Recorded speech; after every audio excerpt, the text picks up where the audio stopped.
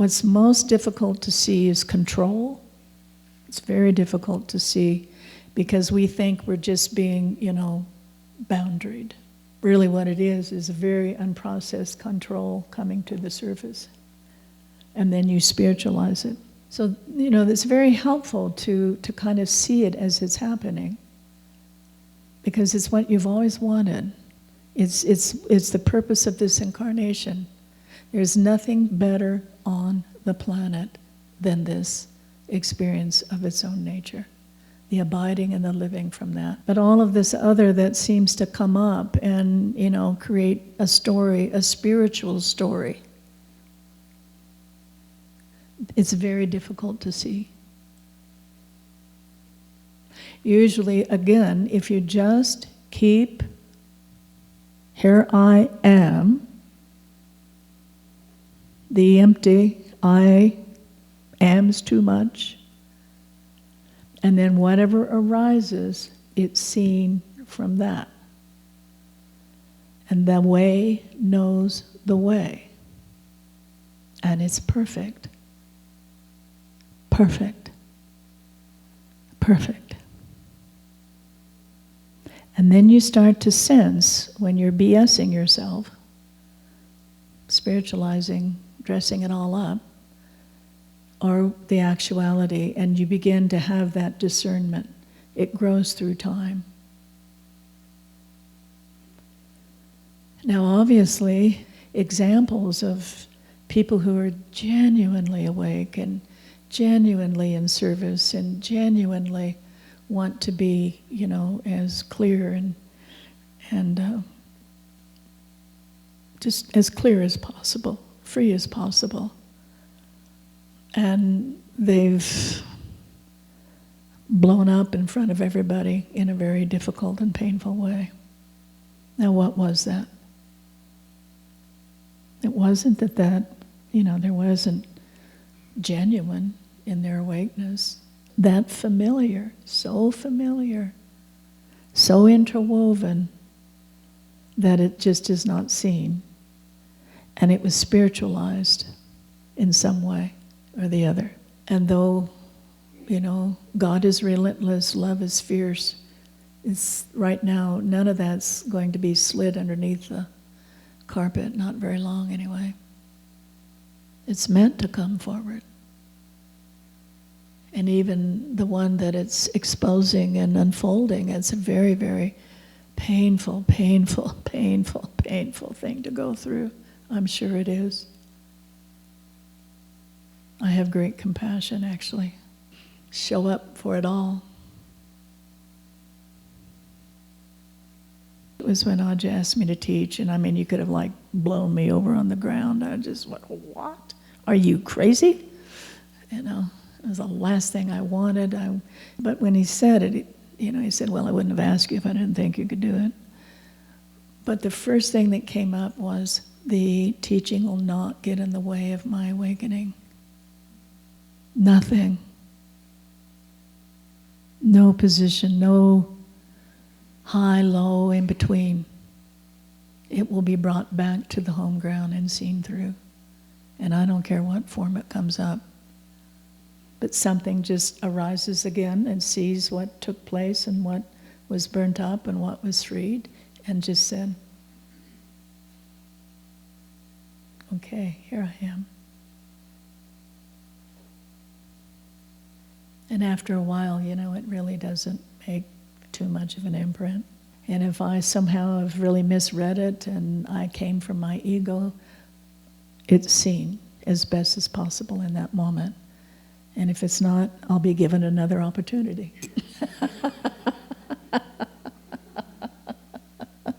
So you might as well be authentic and be who you are. And it's helpful to stay really clear about it.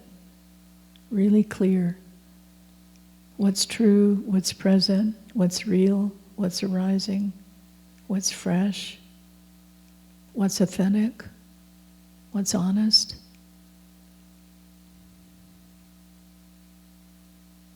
Continuously. And I don't think it ever really, from what I can see, it doesn't really end. There is a place, and I've often thought about that, is there something that completes itself? And fundamentally, absolutely no. It's eternal, how could it? There is no stopping place, there is no landing, there is no, I got it.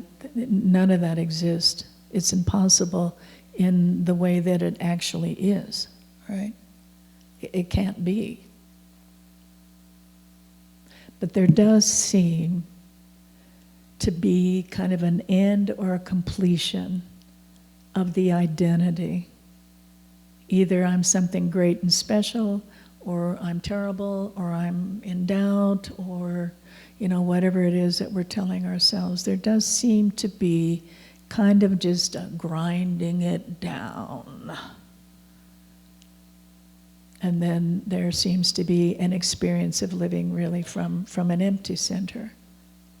There's no one in that center anymore that's reflecting and pushing and grabbing and responding and creating boundaries and creating this and creating that. And that's why we hear these stories of someone like Amma, and leper comes to her and she licks his wounds out. That's where that comes from. I've seen people be so rude, so unkind, coming from a spiritual hierarchy. That's not it. It's not it. I mean, you can go, no, that's it. But there's no stink afterwards. For many years we sit at the Zen Center, and it was when the no non-gluten and non-dairy and all that was kind of really hitting, and the abbot there, he was an artist, a beautiful artist, and a master chef. And he put out this extravagant, it was like fresh peaches from Palisades, and gorgeously presented. It's like an art piece, And then for the rest of us poor slobs, there was just like, ground up peaches with no sugar, no honey, no nothing on it. Well, now what would you choose, right? Unless, you got horribly sick with gluten, you'd like, well, I think I'll have a little bit of that. And so we went out of our who counted for non-gluten and who didn't. He catches me in the hall and he gives me hell. I mean, he's just like in my face and he's just like yelling and screaming. And it was just like a wind, and the wind blew through, kind of blew my hair back. I mean, it was intense. And then it kind of settled, and he walked away, and there was no afterglow, no stink, no nothing. It was just clean. He was pissed, and that was it. And the next moment, it was gone. Completely.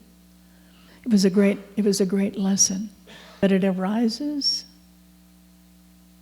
and it goes back down. And it doesn't leave a smell. But don't kid yourself. If it leaves a smell, there's something in there that is believed and is being defended. So look at it. Just look at it. Bring this loving attention to that. We're human. It's all included. It's all included. And when that shift, and it's happening in a very rapid, collective way at this point, I've talked to people all over, and they're just having spontaneous awakenings. They've never read a book. They've never been with a teacher. It's just popping in. But the one thing that is across the board, and I experienced it too, at least for a while, is your partner, your best friend, your kids. They don't know what you're talking about. They just can't hear, because it isn't better or worse, higher or lower. It just is a different kind of world. And you really can't explain it. I mean, you can share with your partner in the best you can. And 99.9% of the time, they also won't see the changes in you unless they don't like your changes. I thought when I came back from California, man, everyone's gonna see this, man, you know?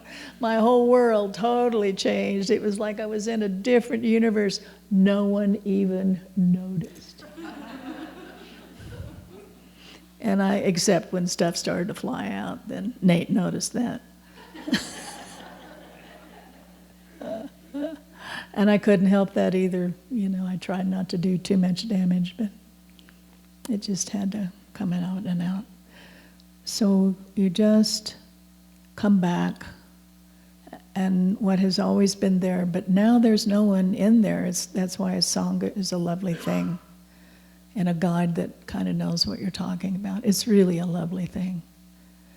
But you just get used to it knows what's happening. It's the guide. It's moving life. It's opening. It's creating revelations and insights. And you just stay true. There's just more of a kindness and a little more of a presence and a little more of a compassion, less of a arrogant asserting yourself. That's recognized. More willing to serve, more willing to listen. Most people really aren't interested in you very much. But you realize that, you know, we cannot be separated. It's impossible. There is no other. And within you, I like that emblem or symbol. I think it's more in the Dzogchen. I'm not positive about this. Maybe in other traditions, but it's the mirror. And you wear the ornament of the mirror. And it's the clear mirror.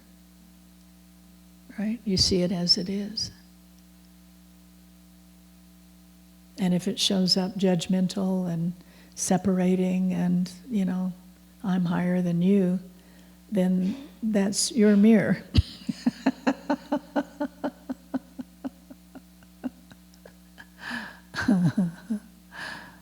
If it shows up in you, guess where it belongs? And then you take it back and love it to the home ground.